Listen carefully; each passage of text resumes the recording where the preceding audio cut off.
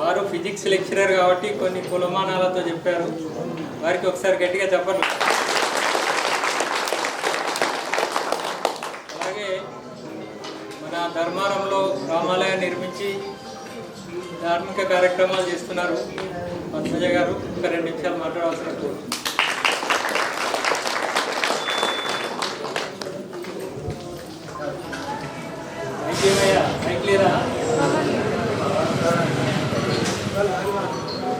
జై శ్రీమన్నారాయణ.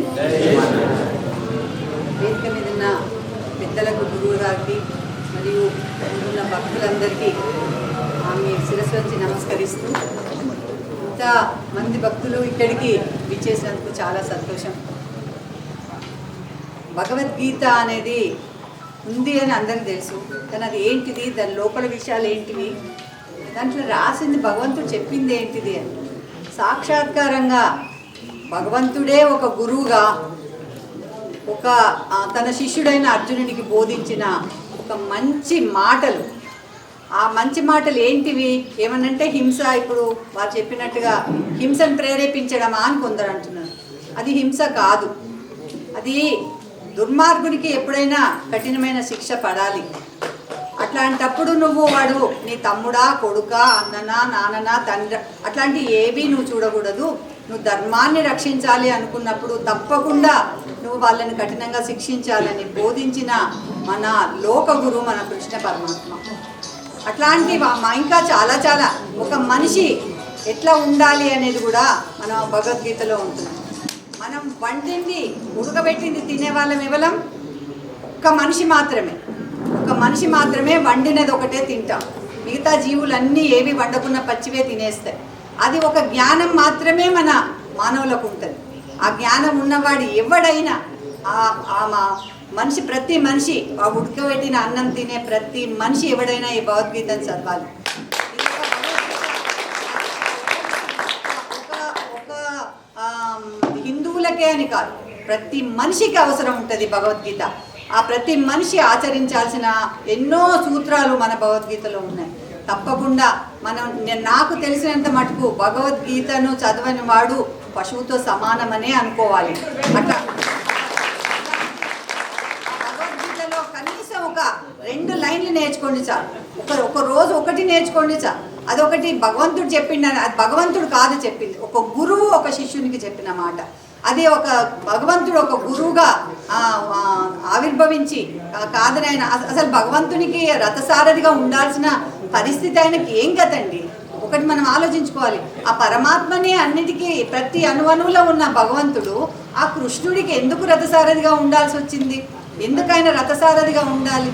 ఆయన మానవులను నువ్వు నడపాలి, నువ్వు ఇట్లా ఈ పద్ధతిలో నువ్వు ఉండాలి అని నడిపి చూపించిన మహానుభావుడు కృష్ణ పరమాత్మ కనుక తప్పకుండా మనం గీతలో మన నడవడిక ఎట్లా ఉండాలి, మానవుడు అంటే ఎట్లా ఉండాలి, మానవుడు చేసే ధర్మాన్ని కాపాడడానికి మానవులు ఏమేం చేయాలి అనేది ఒక పట్టికలాగా మనకు చూపించిన పరమాత్మ శ్రీకృష్ణ పరమాత్మ కనుక తప్పకుండా ఆయన ఏదో కొంతమంది ఏమంటారు, ఆ దేవుడు చూసిండా, రాసింది మీరు చూసిండా, ఎవడో రాసిండు కాదు, సాక్షాత్తుగా పరమాత్మనే చెప్పిన మాటలే భగవద్గీత. అందుకొరకని ఆ భగవద్గీతను కొంతమంది ఈ మధ్యలో అంటే కొన్ని సంస్థలల్లో వేరేలాగా గీత పేరు వేరేలాగా పెట్టి వేరే దాన్ని ఉల్టాగా మనుషులకు వాళ్ళ శిష్యులందరికీ చెప్పి మన సనాతన ధర్మాన్ని కానీ మన ధర్మాన్ని కానీ మన హిందూ మత సామరస్యాన్ని కానీ చెడగొట్టే కొన్ని మతాలు కొన్ని పుట్టుకొచ్చినాయి పుట్టగొడుగుల్లాగా. వీటిని కూడా మనం అరికట్టే ప్రయత్నం చేయాలి. అది తప్పు అని బోధించే శక్తి మన దగ్గర ముందు మనం ఉండాలి. ఒక మనిషి ఒక అతను వచ్చి అమ్మ మీకు అన్నీ తెలుసు కదా, నాకు ఇది తెలియదు ఇది చెప్పండి అని అడిగితే చెప్పే శక్తి మన దగ్గర, వాళ్ళతో వాదించే శక్తి మనం నేర్చుకోవాలి. వాళ్ళతో వాదించి అది తప్పు అని ఒప్పించే లాగా మనం తయారైనప్పుడే మన హిందూ మతం కానీ మన సనాతన ధర్మం కానీ మనం కాపాడుకోగలుగుతాం. అందుకొరకని భగవద్గీత ప్రతి ఒక్కరు చదివి నేర్చుకొని దాంట్లో ఏముంది అనేది ఎవడన్నా వచ్చి మన గీత గురించి ఏమైనా కామెంట్ చేస్తే మనం దాని గురించి వాదించే శక్తి మనకుండా.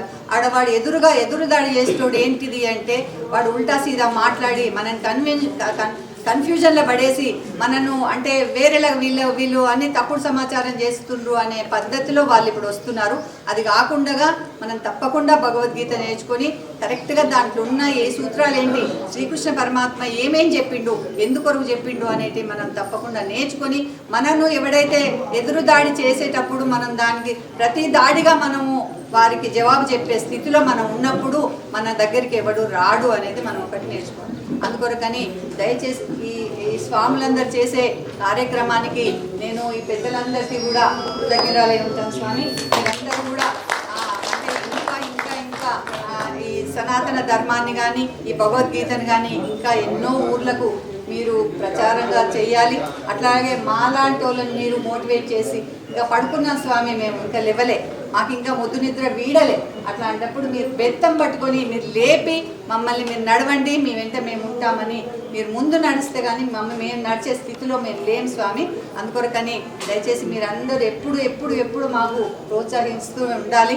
తప్పకుండా ధర్మారం గ్రామంలో, ధర్మారం మండలంలోనైనా ఇంకా వేరే మండలంలోనైనా నేను ఒక రామాలయం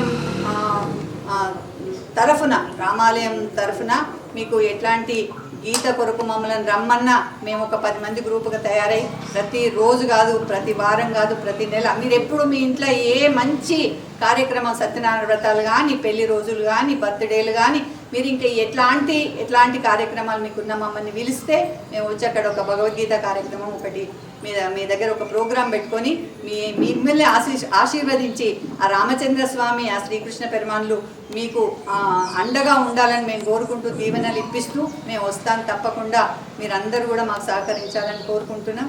అట్లనే ఒక రామాలయం నిర్మించేటప్పుడు చాలా ఇబ్బంది అయింది. అది ఎట్లా కష్టంగా అయినా పర్వాలేదు, నా ఊర్లో నాకు ఒక ఆలయం కావాలి, ఎందుకొరకు ఆలయం కావాలన్నది కూడా ఇప్పుడు మనం తెలుసుకోవాల్సిన పరిస్థితి. ఆలయంకు ఇక్కడ అసలు ఆలయమే లేదు.